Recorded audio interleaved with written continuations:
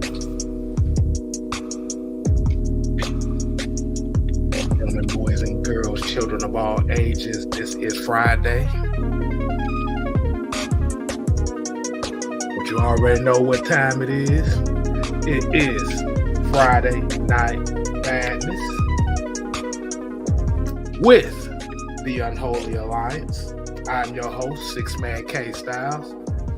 And the blank screen you see over there, Mad Mike Sports, y'all already know the great one. And we got a special treat for y'all coming up tonight. We got the OGs on this Friday night. We got OG Truth Hurts, aka Big Chauncey, and OG Big Sam, aka the two grumpy old men, aka uncle's fighting over the last piece of barbecue. What's going on, people? Everybody look like what? Man, what a week, man. Oh man, I just finished freaking moving, man. I just finished moving, man. I feel like I've been in a fight with a freaking elephant, bro. Oh man, what? Oh man. Yeah. I want no part of that. Yeah. Good God almighty, man. I might have lost. I know I lost a good 7 moving the house pounds. with that thing. Man. So Hey man, hopefully you took care of it quick so you can go ahead and enjoy it as soon as you can. oh man, yeah, everything all lovely. Everything lovely, man. Everything super fantastic, man. What we got, 6 Man K Style. Hey man. Oh man, so We live today's on show. ESPN too. So you guys Okay, let me set it up for y'all. Let me set it up for the people here. I'm going through my phone. I'm going through my news feed and stuff like that. Then all of a sudden, a lot of y'all don't know. We have us here, the Unholy Alliance, have a chat here having a discussion on certain things. And something popped up Right. that said that ESPN, CBS, Fox, all the other deities have the Atlanta Falcons rated as one of the worst teams in the NFL, roster-wise. Now, we've heard Mike rant on it. We're going to get some more rant on it. But I feel like this was a perfect topic to let the OGs give their thoughts on this. And Sam, why you looking like that already? He ain't even got finished with the sentence yet. You all look at him. so, Well, one of y'all want to I'm go ahead and kick it off? Are you surprised? No. I'm not. I'm not surprised. I mean, our organization, from '66 up until now, never really gotten a lot of respect, and a lot of those wounds are self-inflicted. I get it. But it's kind of puzzling to us being. They coming up with those rankings being that I could see if it was last year, going into the season last year, well, we brought in 38 free agents or something close to that, and I think we kept 20 to 22 of them. I can kind of understand that, but last year we figured out a way to play a lot of guys who came off the street, and we wound up winning 7 out of 17 games. I know we don't do moral victories. I mean, but at the end of the day, you eventually think that this team gonna probably be a low, at least that, if not better, with a lot of those guys who started last year with a year up under their belt, a training camp about to be up under their belt. And then you got some of the guys who are returning, who's going to be a year better. AJ Terrell, a year better. Kyle Pitts a year better. That O-line, a year better, and I'm gonna say significantly a year better. Got a little help on the D line. Most notably, the guy we just brought in from Chicago. I read something that we got. We've signed our 6th person from the Chicago Bear that's a former Chicago Bear, which leads me to believe we got some type of Chicago Bears ties. We got to have some. Is there a coach that was in the Bears system that we have on the route? On the route, Dave Ragone, and then you had Ryan Pace. Okay. Mandarich, not Mandarich. What's the linebackers coach? He's the outside linebackers coach. I forget his name, but we got like 3 Chicago Bears people that but Charles London was with the Chicago Bears. Oh, too. it was his job. Oh, you know what? You're right. You're right about that. Good God, we got a lot of Bears. I have no issue with it, to be honest. I really don't have an issue with it. And also, most gave us a high draft grade. It seems like we brought in, we addressed needs in the draft and free agency. Are they counting Matt Ryan not being there? Has that taken us? Did that take us down? I don't know. I mean, that's a major piece to lose, even at his age. I get it. But you got to also factor in now, even though we lost Ryan, they brought in Marcus Mariota, who's familiar with the coach and the system, and the coach is familiar with him. We got real high hopes for Ritter. Hey, you know what? I try not to, buy too much into the preseason rankings. Because, man, look here, at the end of the day, we never know. We don't know who may get hurt, who may get suspended, who may fly to Russia with some weed in their sock. I don't know. Man, come on, dog. I mean, but you never know. Yeah, you just never know. You never know. You never know. Who look at the situation with Miles Bridges. Some dummy might want to just go upside the old lady head, and now your whole career is done. You never know. Somebody could, it could just be. Decide they want to gamble. Decide they want to gamble for no reason. Somebody may decide that they want to gamble, and use their phone. You never know. But I'm kind of it's kind of interesting that I don't know. Is there any fire to the smoke that the Falcons may be considering bringing back Quintorris Lopez-Jones? Well, no, we really have no idea. It's just a whole bunch of headlines trying to stir up the pot when it comes to the fans or some stuff like that, and kind of throwing that little shot that you said about the contraband in the sock. If you've been over there long enough, you should know the damn law. But get back to what we was talking about. Yes, sir.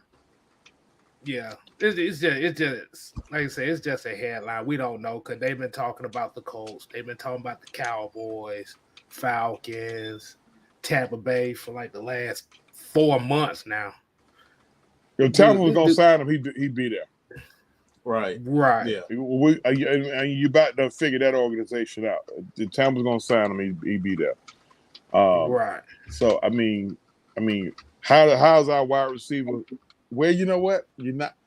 I can't ask that question because look here, man. I'll be able to know something in a month and a half. Shit. I mean, I need to see how they look in pads and not in shorts. Everybody look good in shorts. I mean, I need to see how they look in pads. I need to see if some of what we're so excited about is transferring to the field. That's why, like I said, I don't get into preseason rankings and predictions and all that, man. Because you never know. Because you look at I'm gonna take last year's NBA basketball season for example. 95% of the public who know anything, who got a clue or anything about basketball had the Lakers and the Nets in the finals. How did that work out? So I mean, I'm just calling it for what it is. So I try not to get into all of that. So I'm definitely not surprised, and I'm not moved. I'm not moved by it. So we don't need the accolades from them anyway. I mean, you go and take them. You go out there, you grab your man region, and you get out there and you get after it. Okay, you get busy in the trenches. That's what I want to see us do. I think the moves that we made, we gonna make a concerted effort to get down in them damn trenches, and that's what we all been screaming for. That's all we've been whining for. Now the other part of the fan base want to be entertained, so they're a little pissed off. It's funny because I keep hearing folks saying this. It's almost like with the parrot syndrome. Last year's draft, when we drafted Kyle Pitts, you can't start no franchise with a tight end. Well, we're gonna be the first. We'll be the first to do it. How about that? Okay. You don't draft a tight end at 4. You draft a position of need. Hello, dum. When you got to bring in 38 free agents, good chance every position is a position of need. I don't get it. Like, what you pissed off? We didn't reach. We didn't reach for a defensive lineman. I don't get it, man. So, I know we done aggravated the hell out of John Chuckery, who actually is my favorite guy on there, but he just don't understand that we took Drake London at wide receiver. He was like, we're not going for need. What you mean we're not going for need? We only had one. We only had 2 when we drafted Drake London. I think we had 1, maybe 2 wide receivers under contract. So that's kind of a position of need. We need talent. That's what we need. I'm absolutely saying that this is a need. We need this, need that. We need players that can play the game of football. I don't care if they drafted a center at 4. If he was the best player in the draft, please get him on this team. I mean, I'm tired of people saying we didn't go for this guy. We didn't go for Justin Fields. I don't care. Did we get the best player that fits this scheme? That's what matters. I'm about to say, anybody remember Tony Gonzalez? I think a lot of people forgot about him. I was literally about to say that. They started a whole franchise around the tight end. They started a whole decade run of winning with a tight end. The same. I think Tony. I want to say I don't know if anybody can hear me. Second or third of all time. Because I'm having audio difficulties over here. We can hear you, Big Sam. We can hear you, brother. First and foremost, the disrespect started after the draft. They threw up a ranking right after the draft about who had the best, draft. They had us dead last then, which was bullshit in itself.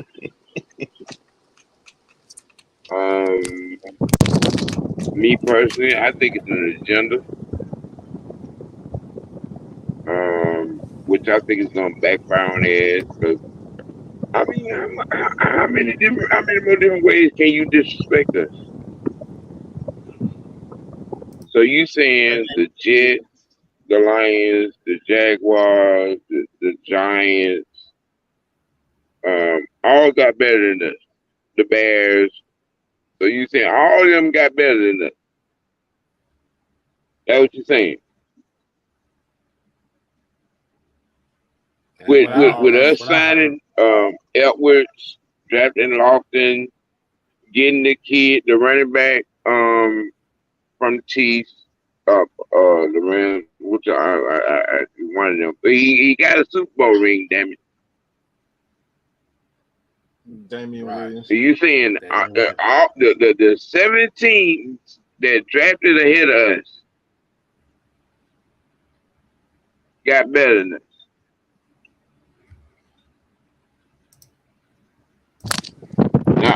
I'm not understanding. I'm just saying that there's a call for that. I'm just saying I'm calling bullshit. That's bullshit. And then look at our defensive signings. Are y'all really gonna sit here and say we got the 32nd worst? We got the worst fucking roster in the NFL.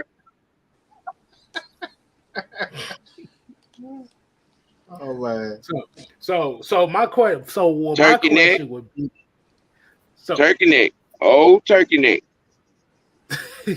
You own your bullshit. You letting stuff like here got there get published. You own your bullshit. You ripped Who the the hell- Jets. The Jets, bro. The Lions. Oh, Who was old turkey? Man? Really? The Lions. I'm trying to You figure out who really, the hell- y'all really say the Jets and the Lions got better than the Dirty Birds? Really? I mean, I think the fucking Panthers. I mean, just come on. they don't. Big Sam, Really, they don't pay the attention Saints to quality. lost a whole top of the head of the whole top of the head of their doggone coaches said, y'all, man, come on now. Seriously? Yeah, that's The Giants have been vomiting on themselves for the last decade, and y'all really saying they got better than us?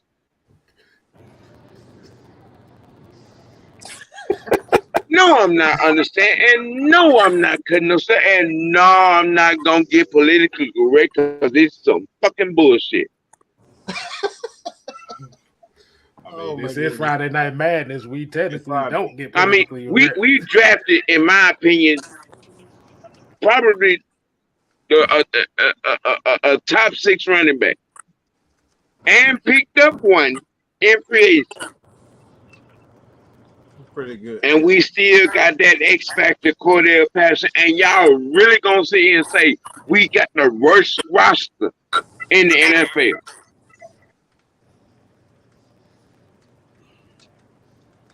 I would All right, say bro. that, Okay, my go ahead. let me try to fix my audio problems while y'all, decipher the topic of and the inept bullshit that a lot of people are coming with them.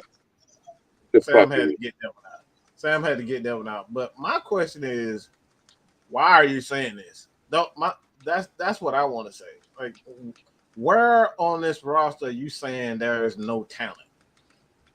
You can make the argument that it's the quarterback position. You can even make the argument whether it's our guard position at the left side. You can't say that for Chris Lindstrom.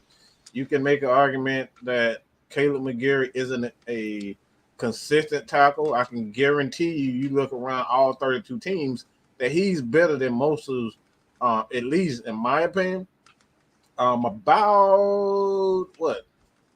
I could say a good 3 to 10 people that he's better than at that right tackle position in this league. So my thing is, like, where on this roster you saying, because we have the best kicker, obviously in my opinion, he got the best kicker outside of Justin Tucker. Like, where on this roster you saying it sucks? We have a top 10 defensive tackle and defensive lineman in the league, in my opinion, Grady Jarrett. He's been having the most impact. He commands double team, triple teams. Linebacker Deion Jones has been one of the most consistent linebackers in the last 5 years. You got a top 5 corner, AJ Terrell. You can make the argument our safety position ain't all that good, but like, we have on almost every level a top player. So that's my thing. Where are you saying that this roster isn't better than the damn Look, I'm about to upload this roster again because y'all need to see this. Look at this shit. Look, y'all got to see this. Y'all got to see this roster for the Texans, and they ranked above. So give me a second. This time you take over right now. I'm about to upload these pictures so these people can look at it for themselves. Look! I just put it on the screen right there. Go ahead, Devontae. I was just saying, I think it's just another case that the media just doesn't pay attention to Atlanta Falcons because there's no way that you're just going to ignore that they just signed a top 10 corner in Casey Hayward. They just signed a top 10 nose tackle in Eddie Goldman. There's top players, most of these positions on this team. Now, if you can argue, okay, well, opposite of Grady Jarrett, we don't know because Marlon Davidson has been hurt, and then behind him it's just like, okay, Taquan, and then whoever else. But as far as that, really, there's no really much argument to be made to say this is the worst roster. They drafted 2 good pass rushers. Carter is a decent pass rusher himself, so it's like that's not bottom of the barrel. And then, like what Mike said with the Houston Texans, who was on that team? Mike Jones, 281-330-8004. Ooh. And I can start naming some names, but I don't even know if they're still there. Here, I got the list here. Hold on 1 second. Hold on, we got a $2 super chat. Colin said they got the Saints in 21st. Come on, man. Like, come on. Like, y'all got me up here defending the damn Saints. We got to talk about how good Ross Blacklock is or somebody. Let's see. Nico Collins, Brandon Cooks, John Michie, Laramie Tunzel, Kenyon Green, Justin Britt, Titus, Howard, AJ Kane, Brevin Jordan, Davis Mills, Marlon Mack, Andy Jankovic.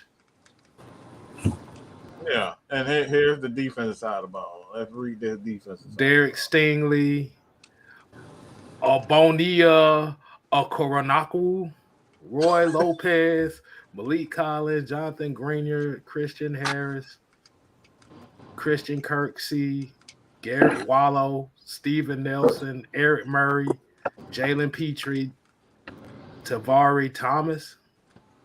Mm-hmm. So everybody, we literally just read that. Do anybody know anybody on that roster besides Christian Harris? The rookies. The rookies. I know Christian Kirksey is washed, and then we got Derek Stingley, and that's it. I know Steven Nelson. That's about it. And I know Ross Blacklock. He back there. Ross Blacklock because he got recently drafted. That's all I know. Right. So that's my issue. Like you can't tell me look at this roster that looking at the Atlanta Falcons roster and then looking at their roster that their roster better than. That's my bad. That's complete bull crap. Yeah, we can look at it again. I still don't. It still don't make it better. Roy Lopez. I'm looking like who? So let me ask y'all a question though. Is it more so because of the selling point of the team is the reason why people kind of consider it the worst? Mm-hmm. The selling point. Well, right. What part of the bullshit you want first? I was gonna be a little more Christian about it, but I agree with Sam. I mean, let's just keep it a buck. You know, the NFL, they want that old thing back. You know what I'm saying? When they was making all them hundreds of millions of dollars, when you know who, when number 7 was, running around here doing his best Barry Sanders impression.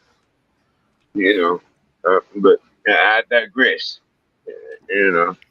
But you see, us as actual football fans, we want to win.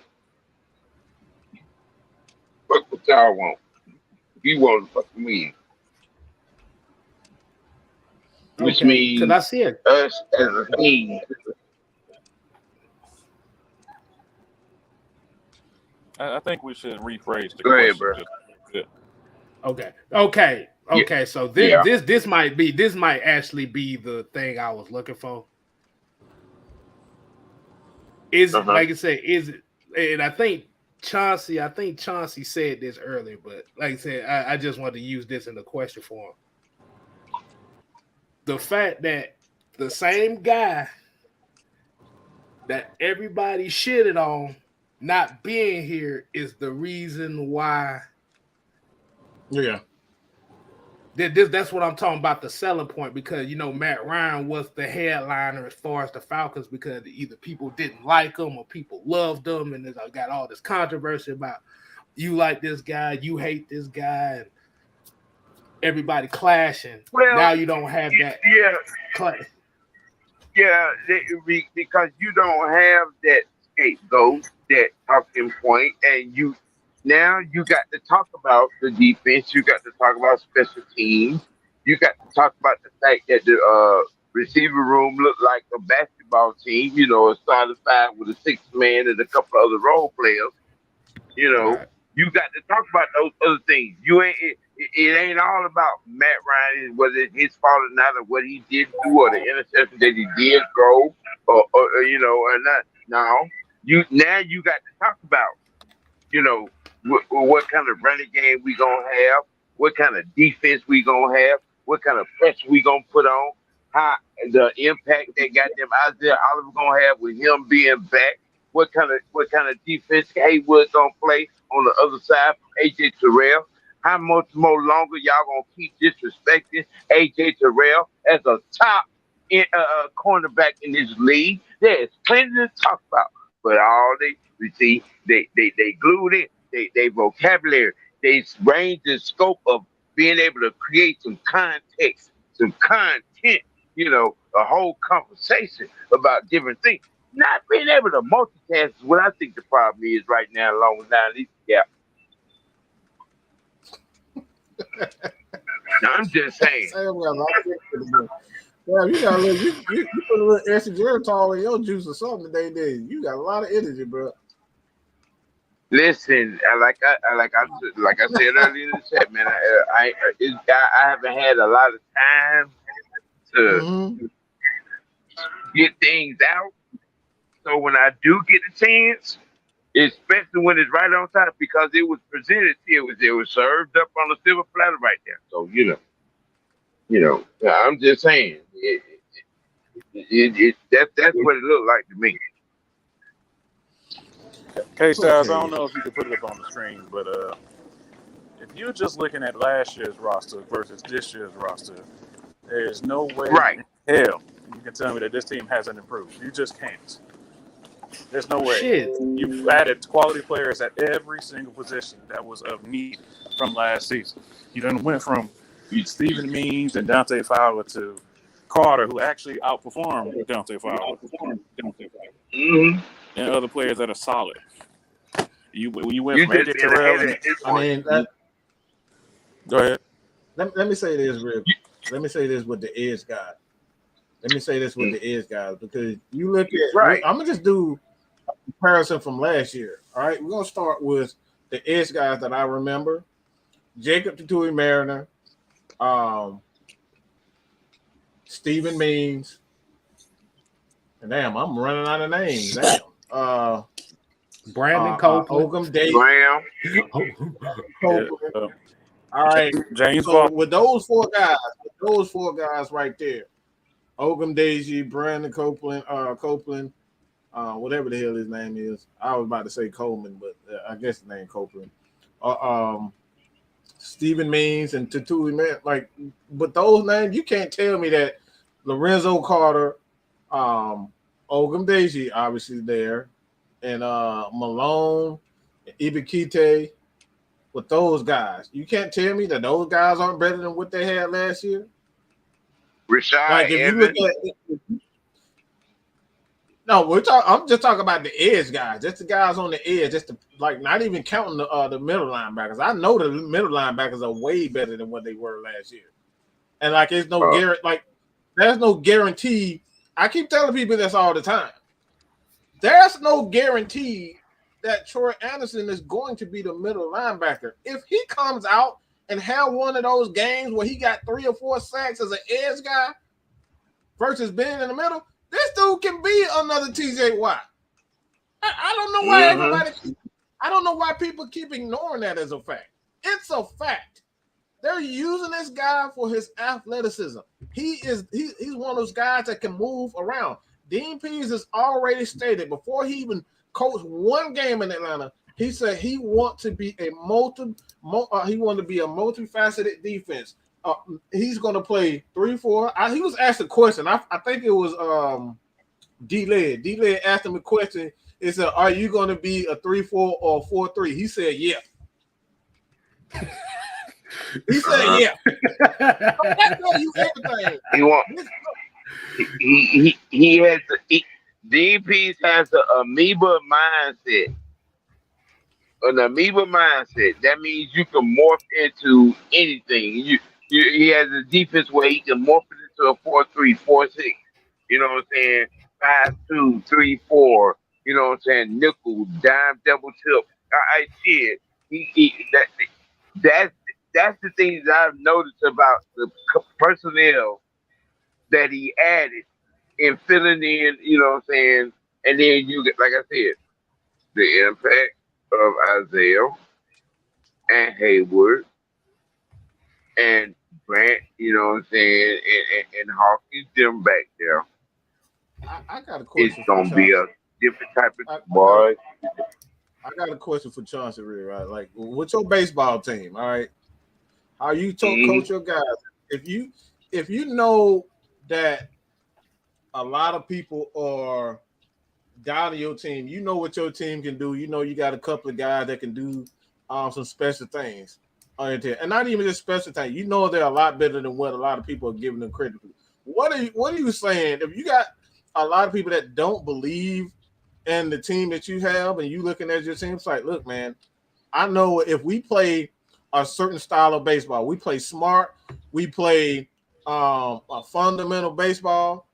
Even though we don't have an Andrew Jones or a Chipper Jones, those types of guys on our roster, if we play fundamental, sound baseball, what do you say to your team if you know you don't got that superstar? But how as a coach, what is your message to your players? Hard work beats talent when talent doesn't work hard. Say that again. Bruh. Hard work beats talent when talent doesn't work hard. Play the game the right way. Play the game the right way. Make sure you have muscle memory and be attention to detail. Your detail. Hey, we gonna progress as a team, but just make sure you work hard. Make sure you, make sure you take pride in your craft. And the last 2 words is fuck them. I mean, I wouldn't tell that to my 7-year-olds. I mean, right, because that's a little bit too deep for their brains. But my 15s or 16s, I could easily go at them like that. So, hey man, hard work beats talent when talent doesn't work hard. So if you work hard, the sky's the limit. If you don't work hard, you know, hey, in 2 years you're gonna probably have to take up a trade. Be a plumber. Nothing against plumbers, a landscaper, nothing against landscape, barber, whatever. You know, but hey, I tell each one of these young athletes, whether they playing baseball, football, basketball, or tennis, badminton, golf, whatever, use this as your dope. Use this sport as your dope. Everybody can't win the game. Everybody can't win the game of rapping and selling dope. Right. They can't win that. Right. So use this. How about use this baseball as your dope? Do y'all know what to get? I mean, these kids have no idea. See, a lot of I heard Deion Sanders say The reason why a lot of, and I'm gonna kind of go a little bit to the left, but I'm trying to go somewhere with this. Why a lot of black kids are quitting baseball. You know what he said?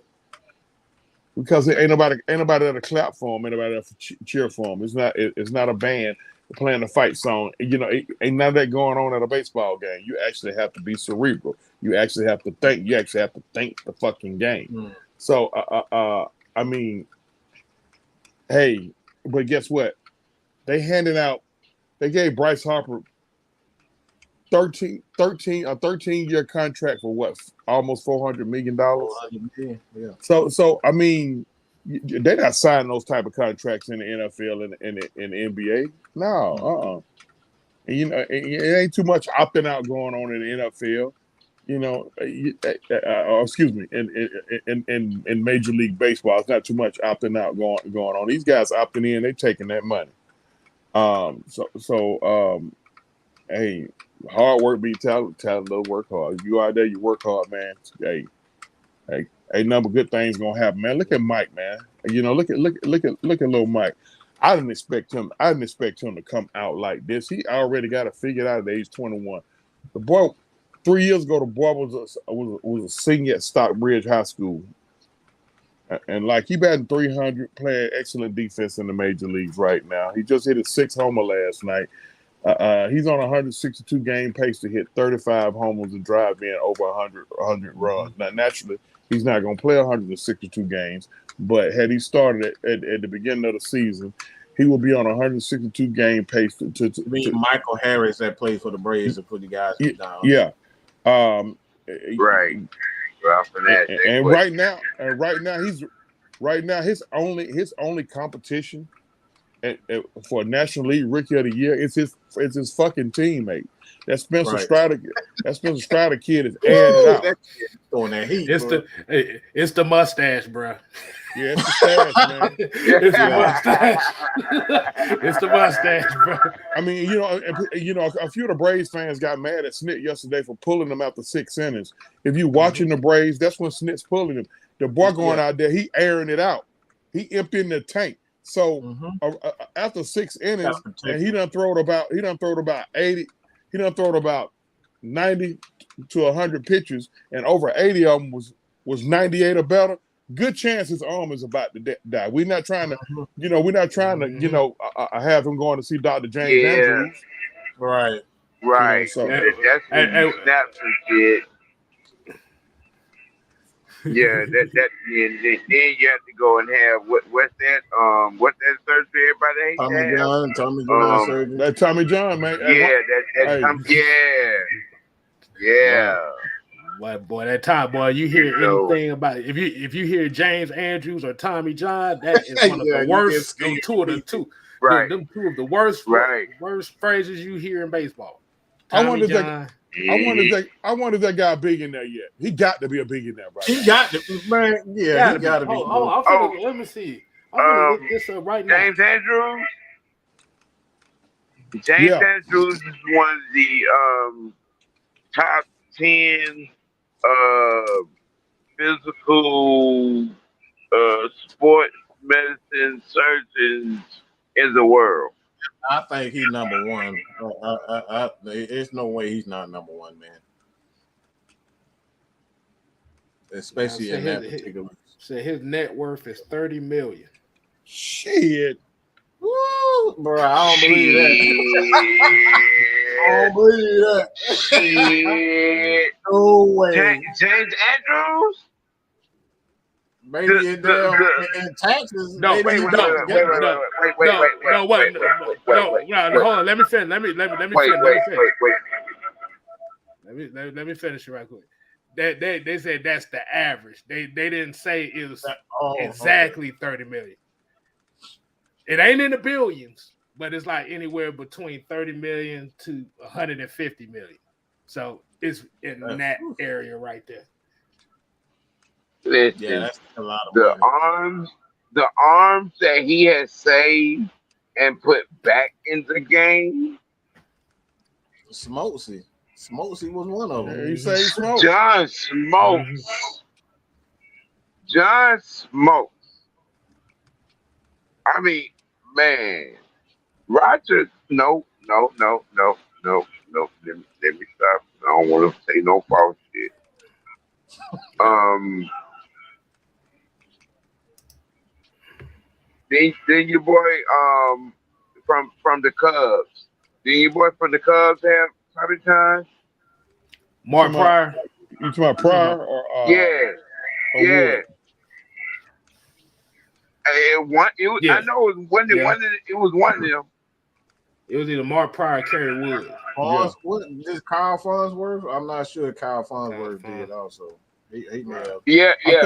Farnsworth did. Some guys that I remember from back in the day, Gene Garber.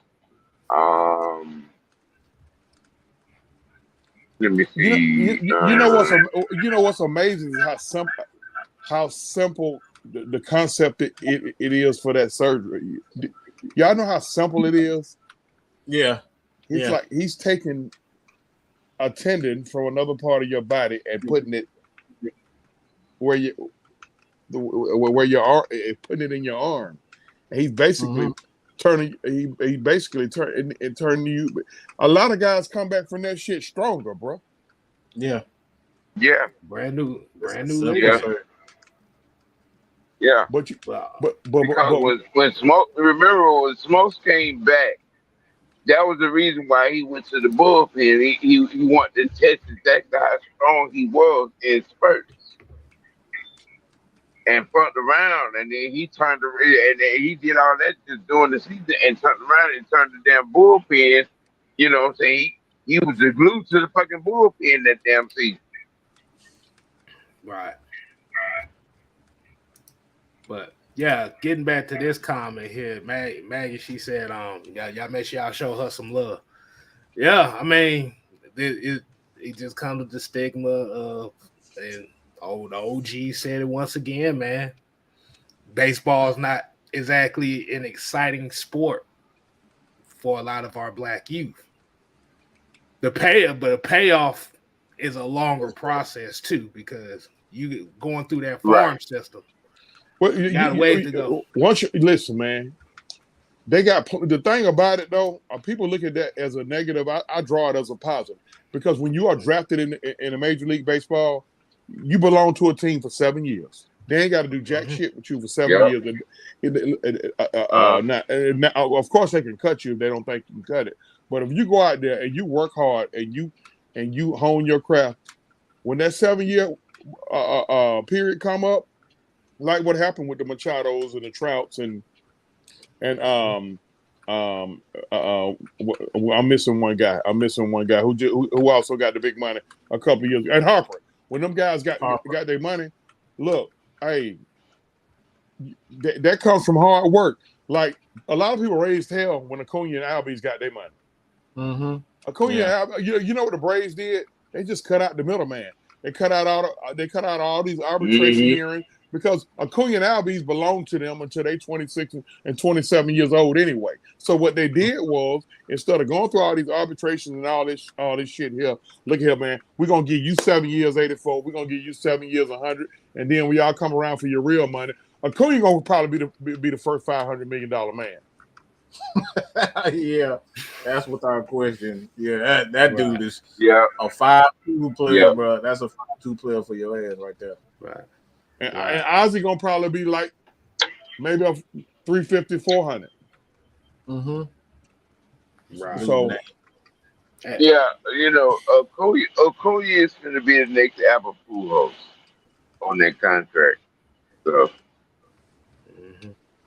Albert ain't see that type of money, boy. I said, you know what? Well, actually, Betts was about to get that 500, then COVID hit. So that kind of screwed him out of damn near 200 million. Yeah. Right. We still got their bread. All right. Well, there's still time. There's still time for him to get it. I mean, it's just that he just caught up in the soap opera now, which is the Los Angeles Dodgers and the Atlanta Braves. And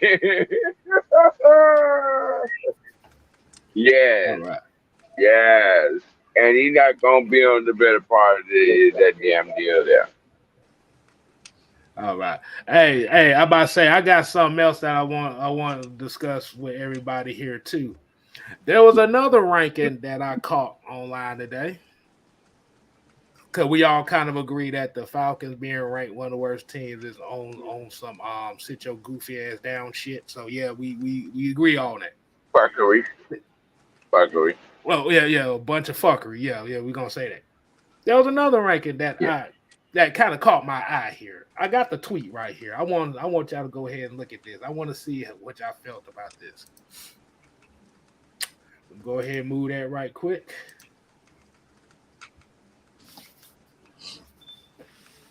Just read the list. I read it earlier. I put it in the chat. I'll tell you this. Any cornerback that gives up Now- 1,000 yards shouldn't be top 10. Now, wait. Now, I said just look. Wait, Sam. Wait. Let the guy who got the go. All right. Now let's go, Devontae. Y'all see who number 10? I'm gonna let y'all know he gave up 1,000 yards For the Ain't entire no season. way in hell 1,000-yard player gets top 10 corner. I don't care how many exceptions he got. I got a problem with one name right here. This is where I got this. I got a problem with one name on this roster, and it's number 7. Like, get the fuck out of here with this. Are you fucking kidding me? How many years this dude been in the league? Oh, Junior was a rookie last year. Fucking exactly. You got a rookie on this top 10 list? Stop, bro. Like, what are we doing? What are we? Oh my god, bro. Like, what? Like, I have no problem. Look, Marshawn Grabamore, number 2 in the league, GSPN. Get the fuck out of here. Get the fuck out of here with this. Come on, bro. Like What almost made me whip out my Johnson and urinate on my phone is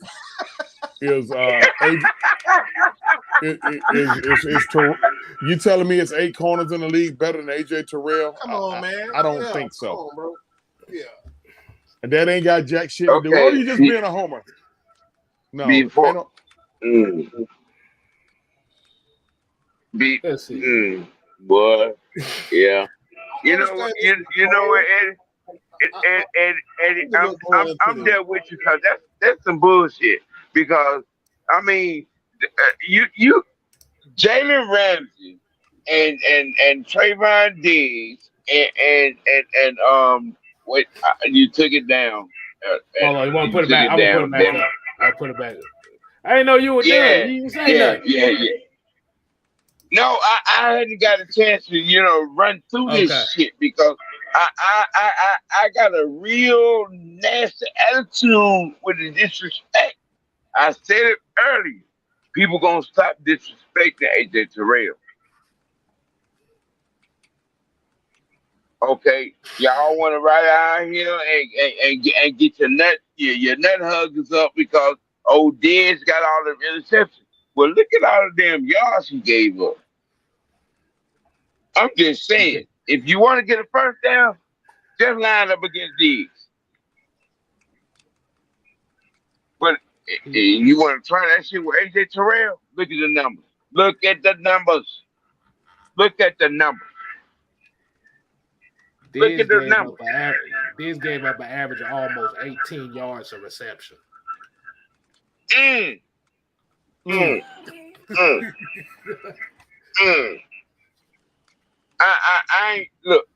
love my producers and directors. I love them because they know what the hell I be goddamn trying to tell y'all. Eating your ass when y'all run out here talking about Jalen Ramsey is the best defensive back in the league. Or Lattimore the best defensive back in the league. Or D. No. The best cornerback, defensive back in the league resides in the ATL. Write it down. Take a picture. Dissolve. digest. You know, But you don't understand. At a certain point, it has to make sense. Like, okay, if you want to talk about best corners in the league, it makes sense to say Jalen Ramsey because of nothing else he has. No, it don't. When I say it makes sense, it's like it's not a ridiculous statement to say Jalen Ramsey is the best corner in the NFL. That's not a ridiculous statement. What I mean, sorry. But it's not. Did you? Just looking at it and looking at the grand scheme, it's not a ridiculous statement. What's ridiculous is AJ Terrell at 9. That's ridiculous. That's the point I was trying to make. AJ Terrell being 9. Stop it. You got Patrick Surtain ahead. No, nothing against Junior Patrick, but he's not AJ Terrell. Y'all see number 3, right? Had that been AJ Terrell in the Super Bowl with Aaron Donald? Let me stop. Let me stop you right quick before. Let me stop this. Like this is where I'm talking about. Okay. All right. This is where I like. Yes, this is where I got to draw the line when we talk about the best corner in the league. You can't tell me. You can't tell me when you have a lot of people like most of these guys got a top defensive lineman, a top defensive lineman, and a top front 7. All right, Jalen Ramsey, Marshawn Lattimore, Jair. I forgot who Xavier Howard played for. He escapes me right now. Dolphins. The Dolphins. They have a top front 7. Denzel Ward, top front 7. Marlon Humphrey, top front 7. AJ Terrell, the only one that doesn't have a top front 7. On his entire list, he's the only one that doesn't have a top front 7. So what that tells me, like, how would these guys be? How good would these guys be if they didn't have that top 7? K-Style, what you got? You actually made my point where I was gonna say, because I actually you are perfectly fine, because I'm glad you said that, because I actually got all the sack totals from each team that these guys play on. Jalen Ramsey. Let's see. Let's look at the 50. Rams here. I think they have 50. I think they have like 50 sacks. 50 sacks. Marshawn Lattimore, New Orleans Saints, 46. 46. Jair Alexander, they had 39. Xavier Howard, Miami Dolphins, 48 sacks. J.C. Jackson, New England Patriots, 36. Denzel Ward, Cleveland Browns, 43 sacks. Pat Surtain, let's see, that's Denver Broncos, 36 sacks. Marlon Humphrey, we know that's the Baltimore Ravens. If they decide to show the Baltimore Ravens, why the Baltimore Ravens ain't on this list? I think they on the 30s. I think they was okay. Here you go. Yeah, 34 sacks. 34 sacks. Yeah. Dallas Cowboys, 41 sacks. AJ Terrell, 18. The only person on that list that doesn't have over 20 sacks. He's literally the only corner on that list that doesn't have 30 sacks. Now you see why I keep saying over and over again, this guy is the best damn corner in the league, and the numbers state that. Nobody can discredit numbers. You can't discredit the film, because on the film it's saying that he even the best. He does not. A lot of we always talk about. This is why Alex always probably talk about separation. Separation don't mean nothing to corners. You know why? Because I keep bringing people back to this point. Deion Sanders was when we talk about Deion Sanders, he made you believe that you was wide open. He You sure made did. wide receivers believe that they were wide open. Why? Because he had the makeup speed. He could break on anything. He can backpedal. He had one of the best backpedals in the game, and he had one of the better breaks in the game coming forward. Going back for the, I said he didn't invent the pick six, but he made the pick six popular. Why? Dion was These a different athlete. He these are was the a different athlete at that competition.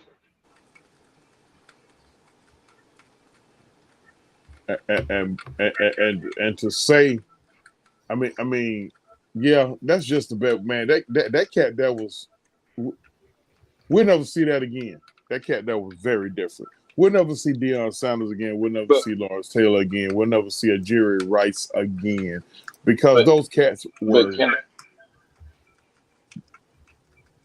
Go ahead. Those cats were. They were a special kind of different. From their work ethic to just their God-given ability.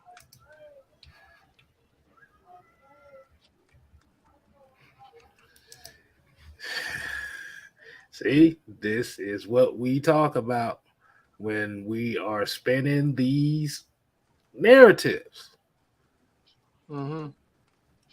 The numbers, like they just out here throwing stuff off popularity. This is what we keep talking about. I don't give a damn about your popularity. I don't give a damn about what his potential is. If he's not putting up those numbers, or those numbers don't add up to what the film is saying, that shit don't mean nothing. Hey Mike, I'm glad you said that too. But that's gonna lead to the main event for tonight. That's gonna lead to the main event tonight. Okay. Let me ask y'all a question. I'm gonna ask the people in the question. How serious do you take the PFF grading scale? Because we hear it all the time about this PFF thing. Everybody talk about PFF. They said Fourier was better because his PFF grade was this number compared to Deion Jones. So we kind of hear it kind of like being my God, the church. No, you didn't. Yes, it did. Okay. Yeah. You did do this. Oh my God. Yeah. The only reason why I'm saying this is because we just talking to certain people that do use it and take that seriously. We did a little debunking, okay? We did a little research to debunk a narrative. You want to know how serious PFF was?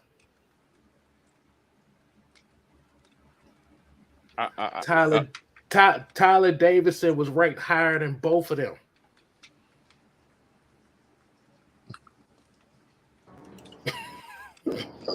Route 96 was considered a better defender than Fourier and Deion Jones. He had more impact on the game than Fourier and Deion Jones. Well, Red Swan, that's not true at all. That's not true at all. PFF is not strictly statistical. They don't base their system on statistic. They wait. Hold on.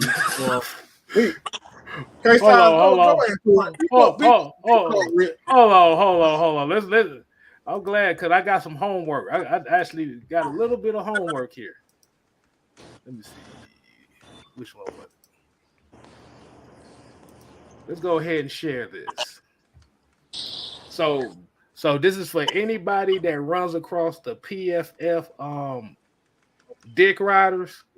Y'all can show them this part of the show. I want y'all to read this. I want y'all to see. Hold on, where that? Where that? Right here. Now, listen to this. Okay, I got this highlighted. Oh man.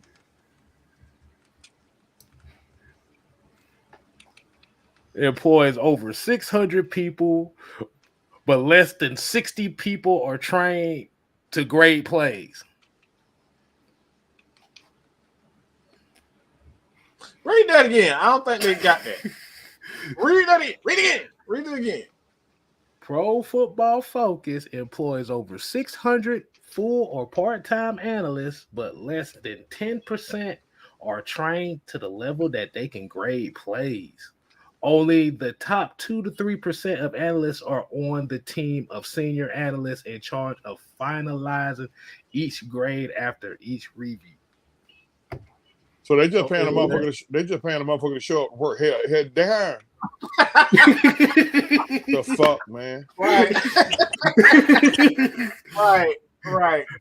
Oh my God, man. The fuck.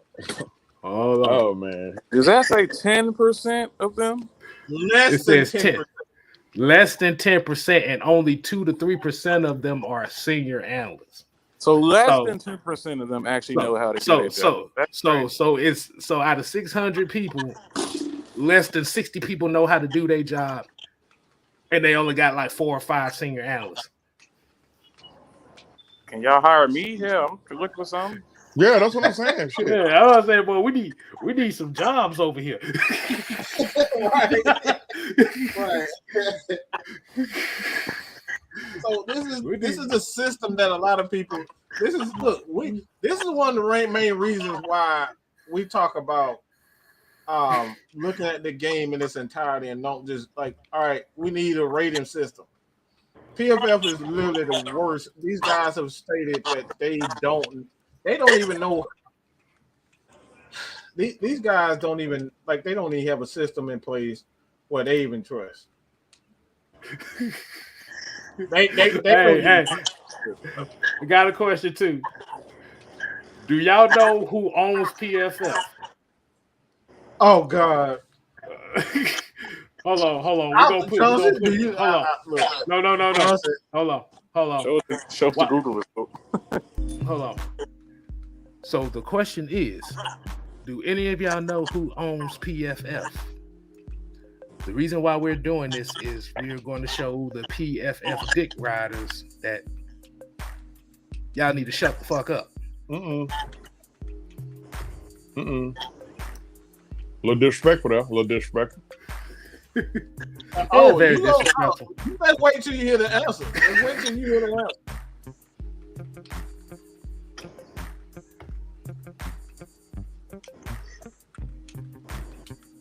I don't see no answers. Let's see those answers. Who owns PFF? My dude say Vince McMahon. John Gilliam said Vince McMahon. We got one answer. Well, we got a couple answers.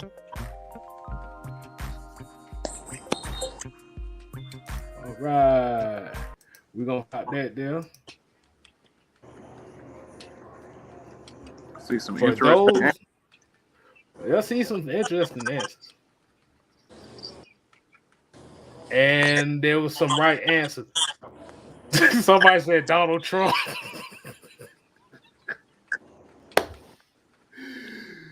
Right now, the disrespect is getting at an all-time high right now. Yeah. So the answer is in the chat, actually. And it is Chris Collinsworth, a.k.a. the analyst nobody likes.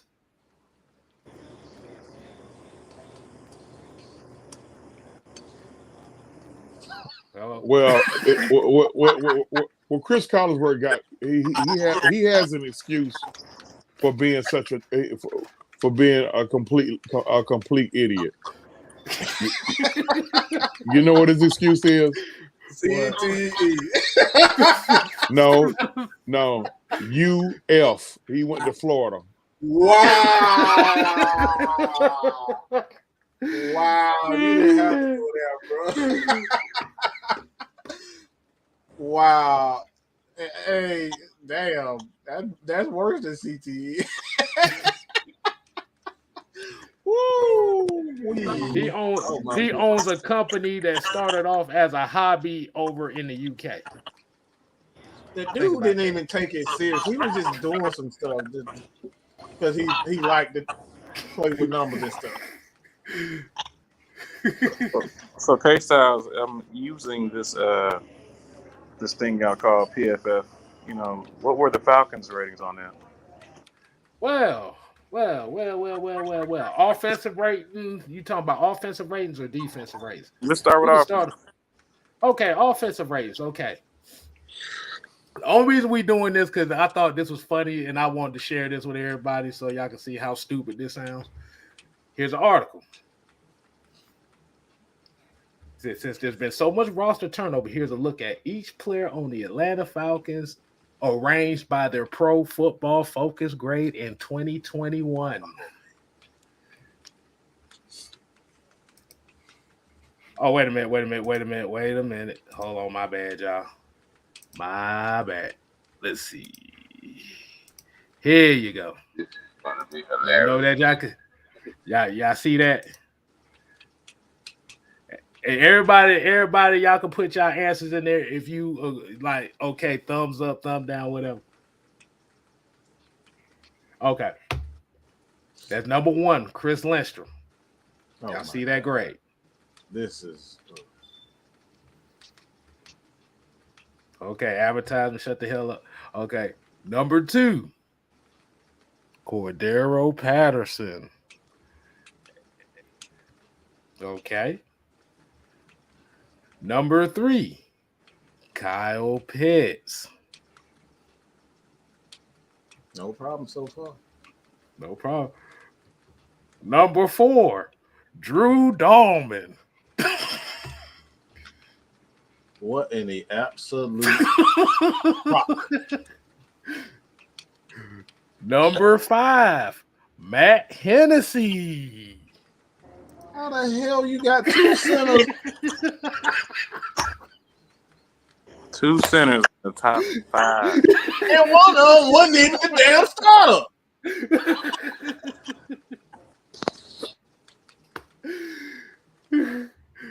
Hold on. Y'all gonna love number six. Number six is Jesus Frank Christ. Darby. That motherfucker got a 70 just for dance moves. That's what the hell he did. That Frank Darby, just to let y'all know, only played 20 snaps this season. he only played 20 damn snaps. He has Okay. one catch for 14 yards, and he's a top 6 Falcon, apparently. Okay. Look. So F Zacchaeus, F Okay, everybody else. so that Damian Williams, that was his grade from last season. So he wasn't on the Falcons last year. So Jake Matthews had a worse grade than Hennessy and Dahlman. This motherfucker. In what way? 20 snaps. 20 damn snaps. He's the sixth best. Like, come on, bro. What kind of Cordero Hodge. The fact that they got other players that ain't even played a snap yet. And then did Parker Hesse?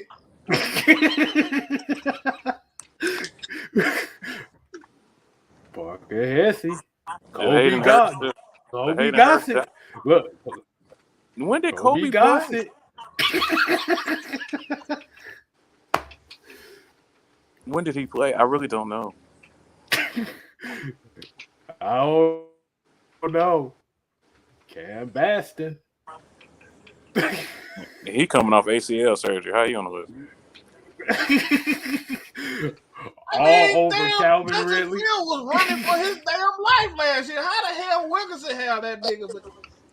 Calvin Ridley played how many games and he is still on this list? Hold on. Do y'all hear what I said? This Go man ahead. was What'd you say? literally running for his life last year, and Justin Fields and this dude was ranked what, a 70 something? Mm-hmm. What do we how?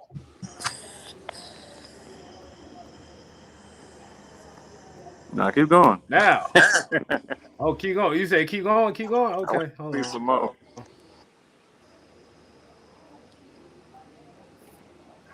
Alameda Zacchaeus with 63. I don't know That's how the he only is. one that make damn sense right now. But how is he 10 less than Frank Darby? Brian Edwards.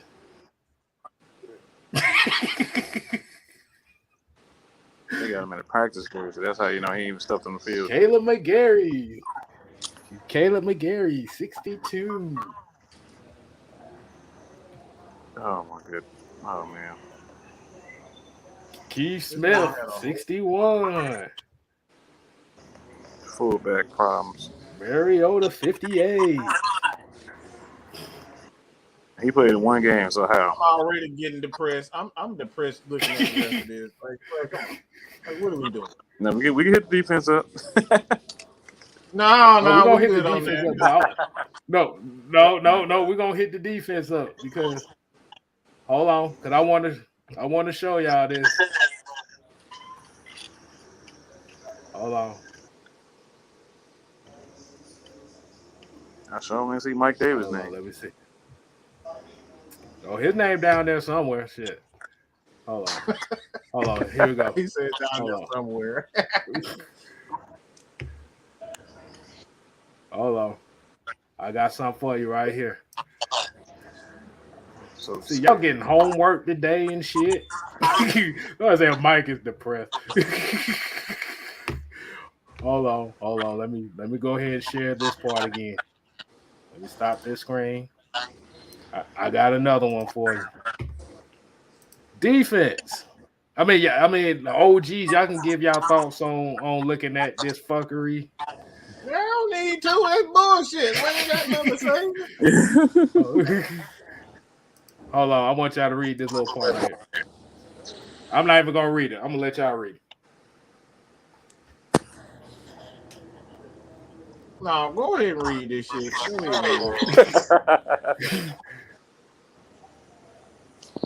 Okay, it says we're not grading players based on yardage they rack up or stats they collect. Statistics can be indicative of performance, but don't tell the whole story. Read that bullshit one more time. Read that bullshit one more time because that was a little bit too fast. We are grading. No, I'll do it. I will do it. No, I'll do it. Okay, listen to me, people. We aren't grading players based on the yardage they rack up or the stats they collect. Statistics can be indicative of performance, but don't tell the whole story and can often lie badly. So these stupid motherfuckers ain't even looking at that. These motherfuckers ain't even looking at the stats. What the fuck are you? Why the hell? What the hell are you looking at? No, hold on. So Mike, in saying that, so I just want to know how good did Frank Darby's one catch, 14 yards look? Because I don't remember. I mean, Jesus had to be lifting him in the air, making him catch the ball or something. Because how they tell you? Mike, what you try to say? There was angels in the outfield, man. Now it's getting real disrespectful. Hey, that's my movie. I watched that movie to this day, bro. Shoot, Hey, K-Styles, he was on the Field of Dreams. That's where he was at. Man, read the damn defense. I'm already depressed looking at this bullshit. Come on. Hey, look. No. We got to keep it going because your depression is funny as hell to me. This is a locker room moment for the motherfucking replacements. Mm-hmm. Look at this. Hold on. Statistics can be misleading. A tackle whose quarterback gets the ball out of his hands quicker than anybody else may not give up many sacks, but he can still be beaten often and earn a poor grade. Receivers that are targeted. Receivers that are targeted relentlessly could post up big time numbers, but may offer little more than the product of a volume-based aerial attack. Bitch, what are you talking about? What the hell does that even mean? Can anybody else smell the bullshit for what it is? Dude, I'm sorry. I'm not. Hold on. Wait a minute. So does that mean that because they are a favorite target of the quarterback, that they shouldn't grade him high. No, I'm laughing at the point they said that if the quarterback gets the ball out quick, hold on. If he gets the ball out quick, he gonna get a poor grade because he still got beat on the play, but the ball is already nowhere near him. What?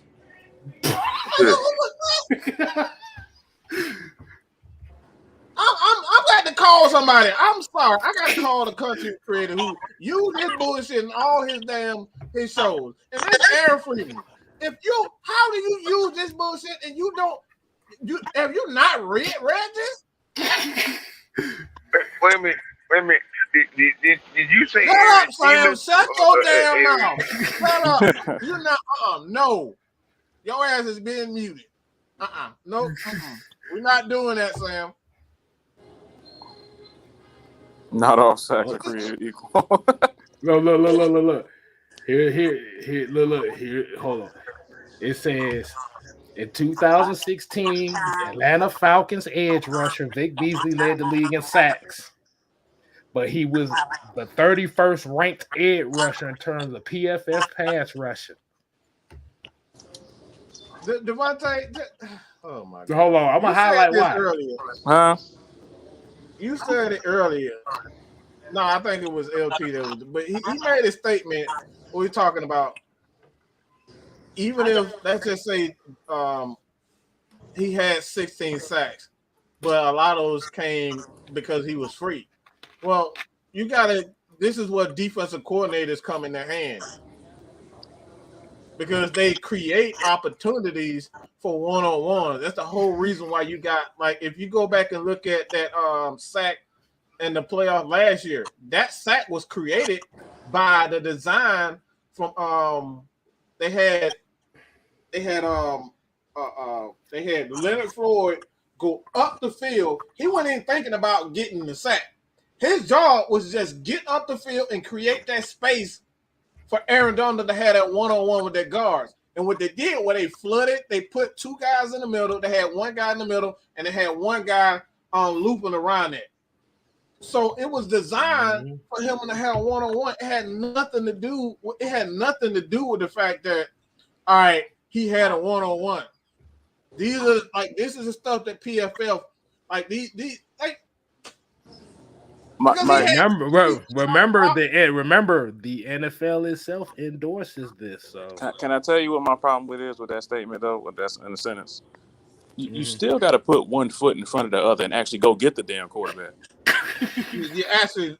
That's so they're like, oh, well, he was by himself. So he was unblocked.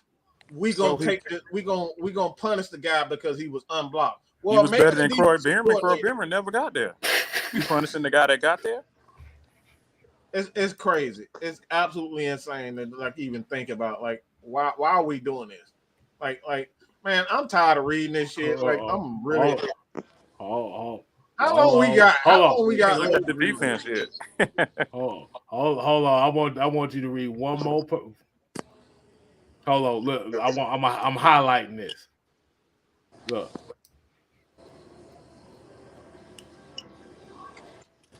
It says pressures that do not result in a sack is important too, just as pressure on the quarterback. See an average drop in passer rating of 32 points from 94 to 61 over the past team. That's the equivalent of turning Ben Roethlisberger into Blaine Gabbert. How the hell you gonna devalue sack but value a damn pressure?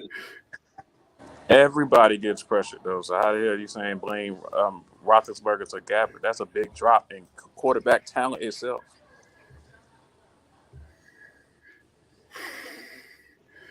Right. Let's not talk about the talent of the players they even talking about. Right. Hey, so what's that word?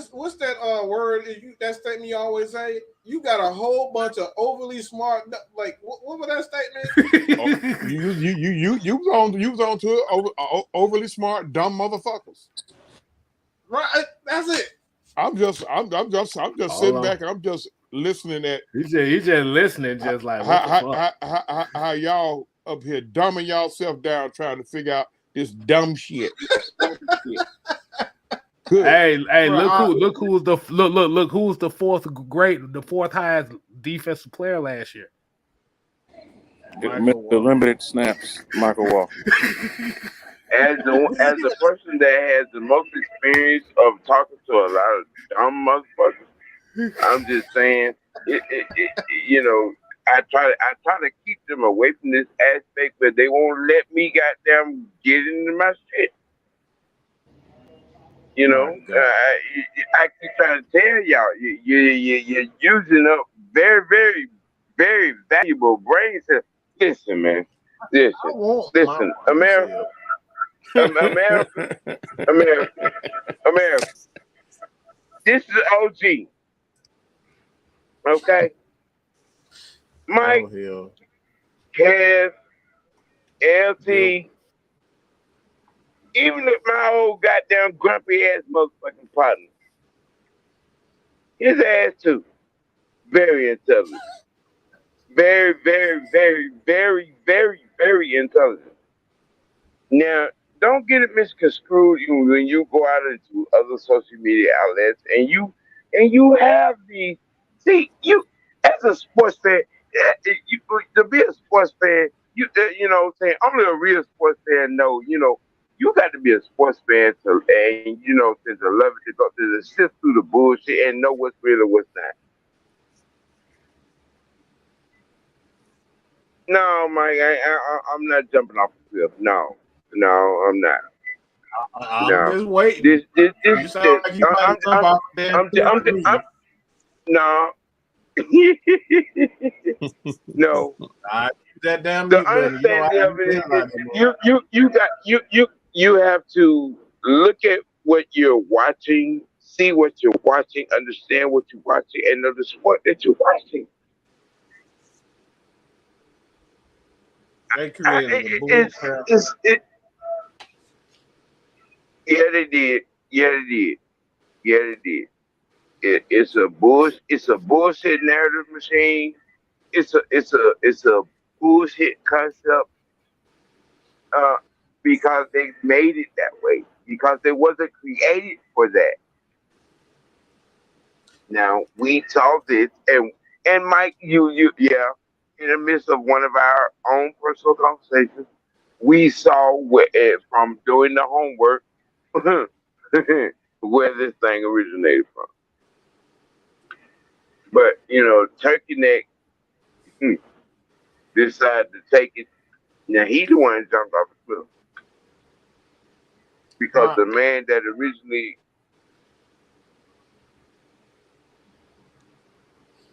The man that. Okay, go ahead.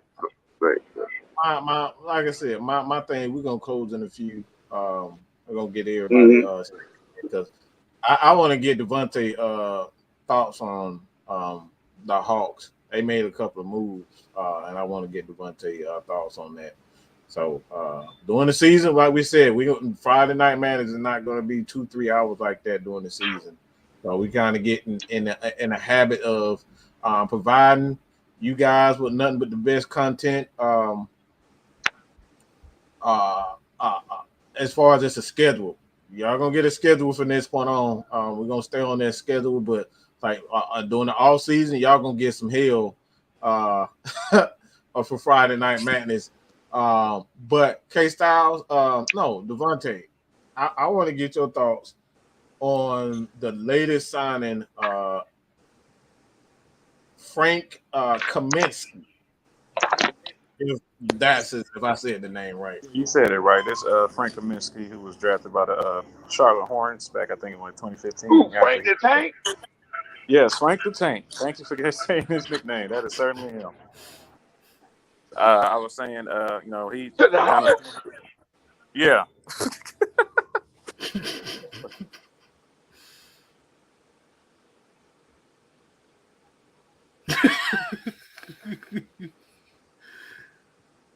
He looking like, boy, what in there?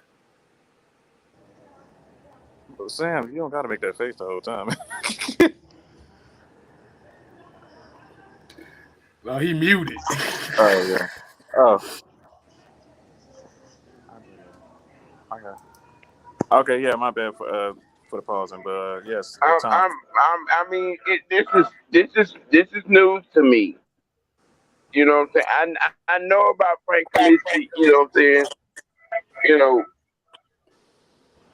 that's news to me. So if Frank Kaminsky to the Hawks, He's coming off a knee injury, but they reported that he is fully recovered from that knee injury, so he should provide some quality minutes from either. He's basically Gallo's replacement. A 7-footer who can shoot the 3 ball. You can play him at the 4 or the 5.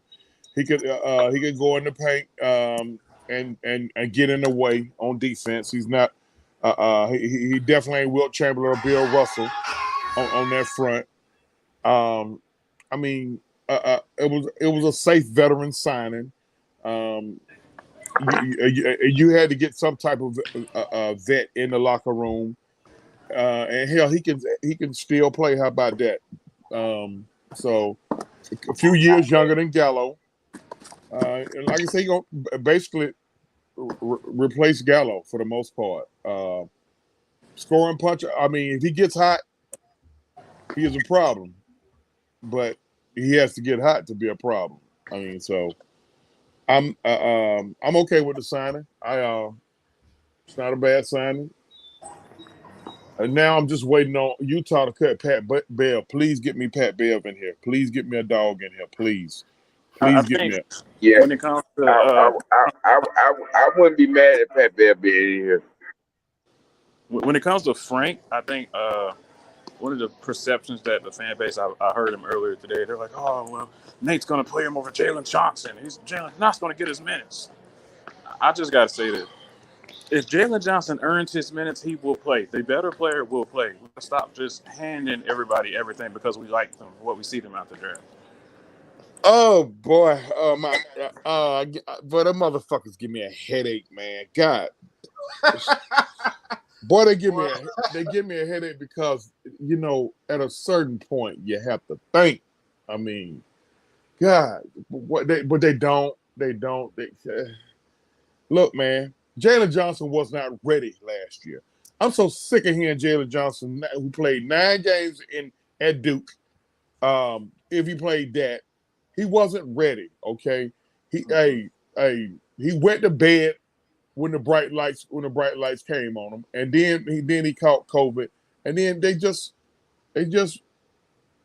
what is the G League for? I need to ask what somebody answer. What is it? Could somebody describe to me? What is the G League for, please? Please help me. Let me tell you that, Johnson. That the minor league is for Major League Baseball. It's the same thing. It used to be called the NBA Development League. It used to be called the NBA what league? Development. Then why is 2/3 of our fan base? But I swear mental health is real. Why are they so fucking dumb? Why is everybody blaming Nate McMillan for player development? What the fuck is the G League for? I don't get it. It's this thing called shiny nickels. Like they see the potential and they want to just thrust him out there even if he's not ready. Same thing with Cam Reddish. They thought he should get chance after chance after chance after he's shown you that. Hey, I don't care at this point. I should be better. I should be doing this. I should get this minutes. He gets traded. He can't even play on the Knicks. I don't get it. That part. Like, I mean, morning after pill, some of these folks' mama should have taken it. I swear to God. Like, like you're existing instead of living. You just saying. So a lot of motherfuckers just be saying that. Boy, I'm gonna tell you that shit aggravates shit out of me, man. And I just be like, what? Listen, man. Hey, at the end of the day, it's called development, the developmental league. Oh, Nate too said in this way, motherfucker. So are you? And like I couldn't. You know what? I couldn't call nobody stubborn. Like, picture me calling somebody stubborn.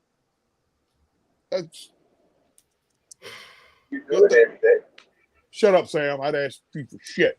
I've been trying to be respectful to you the whole time. We ain't got to arguing yet. At the third time, maybe fourth time, you done cut me off.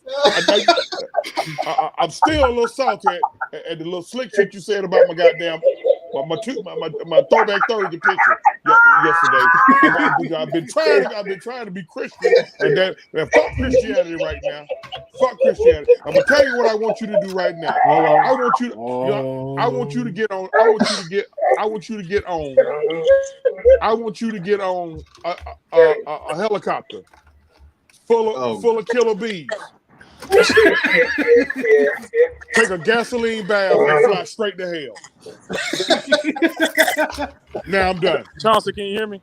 Yes, I can. Let me ask you a question, man. Yes. Y'all are the elder statesmen, so I feel like the new fan base isn't used to having a no nonsense coach. All right.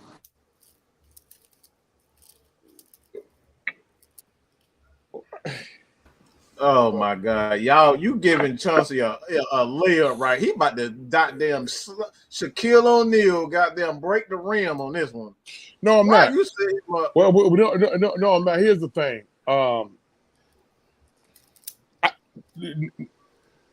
At a certain point, Nate do have to kind of conform with the times a little bit, just a little bit. But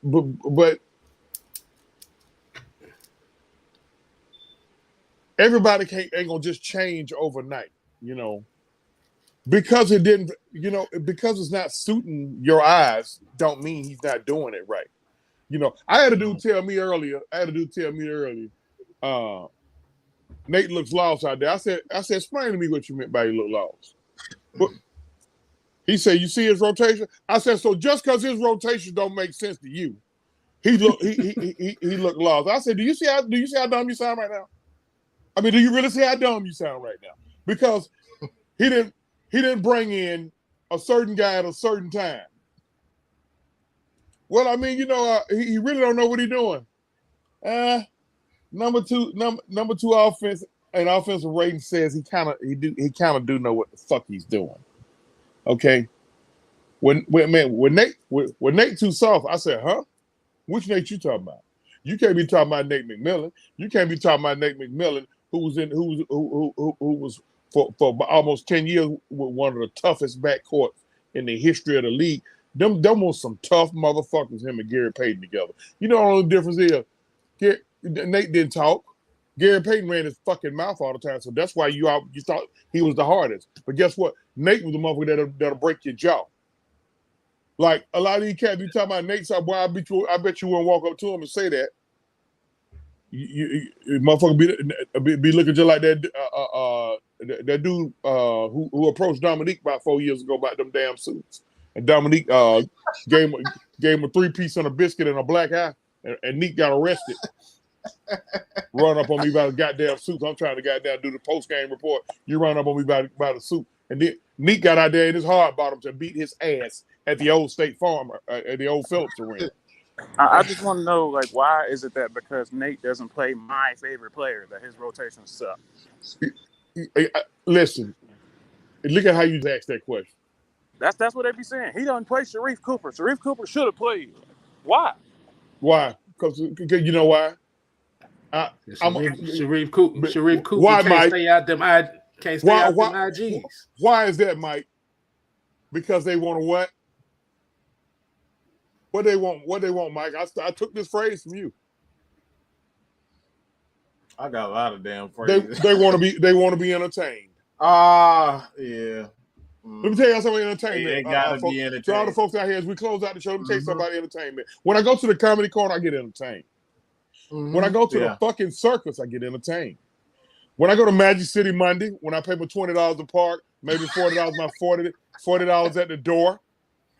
I'm already out $100 before I get throw some ones. I get entertained. Okay, all right. I don't give a shit about entertainment when it comes to my teams. I just want them to win. Hard work. What is it? Hard work beating talent. That's it. I don't need the star of my team. I don't need the star of my team making certain statements that was going to follow him for the duration of the year. I don't need to repeat it. It's been talked about enough. We going into the new season now, so we gonna flush it. Shit happens. He's 23 years old.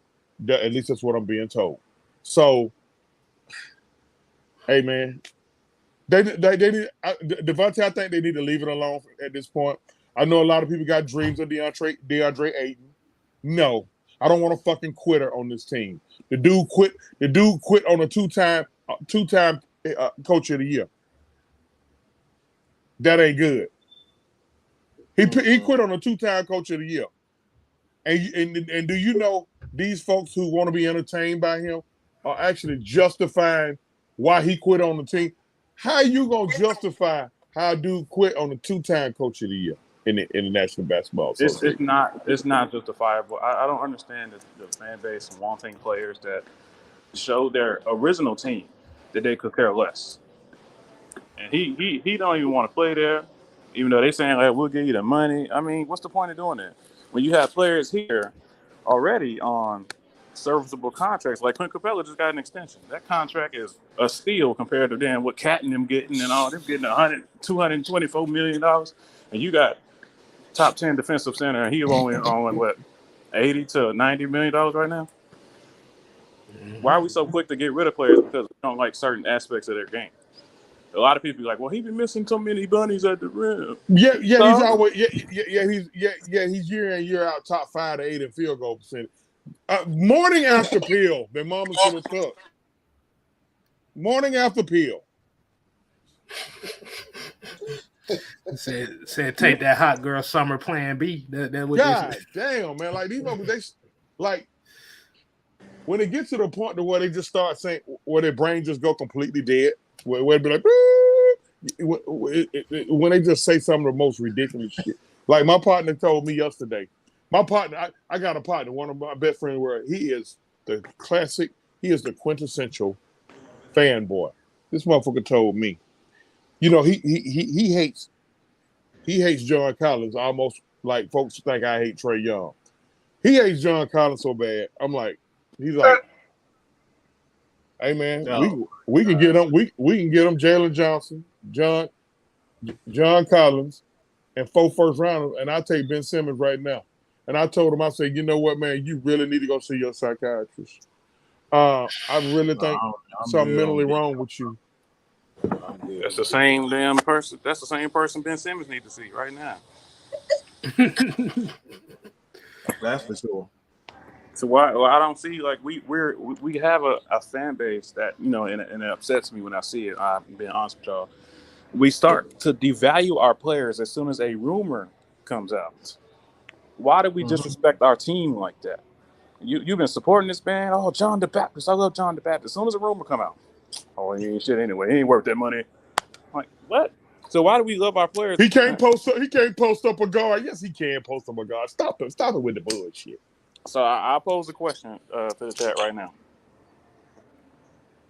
Is it okay for our players to earn their money?